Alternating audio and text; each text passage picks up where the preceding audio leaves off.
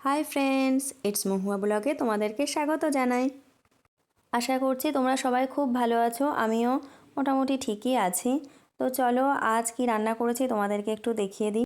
আজ একটু মেটে আলু দিয়ে মৃগেল মাছের ঝোল করলাম। কালকে রাত্রিবেলা বাবা মৃগেল মাছ এনেছিল, তো আমি ভাবলাম মেটে আলু দিয়ে করে দিই।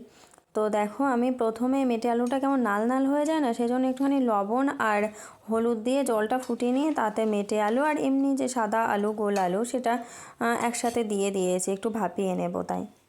আলুগুলো ভাপিয়ে আমি নামিয়ে রেখেছি। এবার দেখো কড়াইতে পরিমাণ মতো তেল দিয়ে দিয়েছি। তেলটা অবশ্যই একটু গরম হলে তেজপাতা আর পাঁচফোড়ন দিয়ে দিয়েছি, তারপরে একটুখানি পেঁয়াজ কুচি দিয়ে দেব, সঙ্গে একটুখানি আদা বাটা আর 2 কোয়া মতো রসুন একটুখানি বেটে দিয়ে দিয়েছি। আমাদের এই বাড়িতে মা মানে শাশুড়ি মা যখন রান্না করে জানো তো পেঁয়াজ রসুন এসব দেয় না। আর মা এসেছে তো মা আমাদের ওই বাড়িতে আবার পেঁয়াজ রসুন দেওয়া হয় মেটে আলুর তরকারিতে। এ বাড়িতে শাশুড়ি মা যখন রান্না করে দেখেছি ওই আদা জিরে বাটা দিয়ে করে মেটে আলু মাছের ঝোলটা।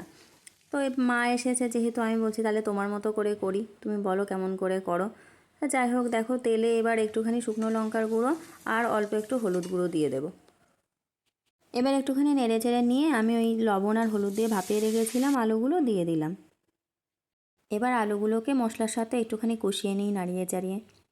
এই আলুটা না আমাদের কেনা আলু নয়, এটা আমার মা বাবা এসেছে তো বাড়ি থেকে এনেছে। আমাদের ওই বাড়িতে অনেক রকম জিনিসই লাগানো যায়, বাড়িতে অনেক জায়গা রয়েছে। তো মা এসেছে তো এই আলুগুলো নিয়ে এসেছে।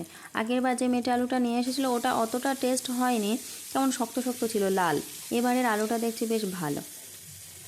যাক ভালো হলেই ভালো। আমার আবার মেটে আলু ওল কচু এগুলোর প্রতি একটু আলাদাই লোভ আছে, আমি খুব ভালোবাসি খেতে। দেখো আলুগুলো কত সুন্দর ভাজা ভাজা হয়ে গেছে, বেশ ভালো করে মশলার সাথে কষানো হয়ে গেছে। এবার কয়েকটা কাঁচা লঙ্কা আমি দিয়ে দেব, পাকা লঙ্কাও আছে একটা দুটো।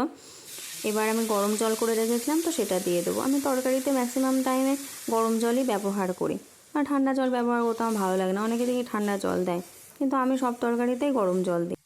জলটা সবসময় একটুখানি বেশিই দিতে হয় মেটে আলুর তরকারিতে, জলটা না হলে টেনে যায় পরে, তো একটু বেশি সেই বুঝে দিতে হয়। তরকারিটা বেশ ভালো মতোই ফুটে উঠেছে। এবার একটা আলু একটুখানি খুন্তি দিয়ে দেখবো, ওই দেখো কি সুন্দর সিদ্ধ হয়ে গেছে। এবার ভালো মতো ফুটে উঠেছে, এবার ভেজে রাখা মাছগুলো আমি দিয়ে দেবো একে একে। আর একটা কথা বলা ছিল, তোমরা যে কমেন্টগুলো করো না সেগুলো আমার পড়তে খুব খুব ভালো লাগে। যারা কমেন্ট করো তাদেরকে অনেক অনেক ধন্যবাদ, আর যারা আমার ভিডিওগুলো দেখো তাদেরকেও অনেক অনেক ধন্যবাদ। আমার তো ছোট্ট একটুখানি চ্যানেল, সবাই তো কমেন্ট করে না, তো যে স্বল্প পরিমাণেও কমেন্ট আসে তো সেগুলো আমি খুব ভালো করে পড়ি আর অবশ্যই রিপ্লাই করি। এর আগের দিন যে ভিডিওটা দিয়েছিলাম আমি লাস্ট, ওই আলু বেগুন দিয়ে বাটা মাছের ঝোল, আর এতদিন কেন ভিডিও দিতে পারিনি সেটা জানিয়েছিলাম। তো ওই ভিডিওটাতে না তোমরা অনেকেই কমেন্ট করেছো, তো আমার খুব ভালো লেগেছে। তো যাই হোক এরকমভাবে আমাকে ভালোবেসো আর আমার পাশে থেকো অবশ্যই। দেখো কথা বলতে বলতে এদিকে তরকারিটা বেশ ভালো মতো ফুটে উঠেছে, আর আমি একটুখানি ধনে গুঁড়ো জিরে গুঁড়ো অবশ্যই ভাজা মশলা আর অল্প একটুখানি চিনি দিয়েছি স্বাদটাকে ব্যালেন্স করার জন্য, আর সামান্য গরম মশলা দিয়ে দিয়েছি। এবার মশলাটা মিশিয়ে নিয়েই একটুখানি ফুটিয়ে দিয়ে নামিয়ে নেব। ঠিক আছে চলো, আমার ভিডিওটা দেখে যদি তোমাদের কিছু ভালো লাগে অবশ্যই একটু লাইক করে দিও আর চ্যানেলটাকে সাবস্ক্রাইব করো। টাটা।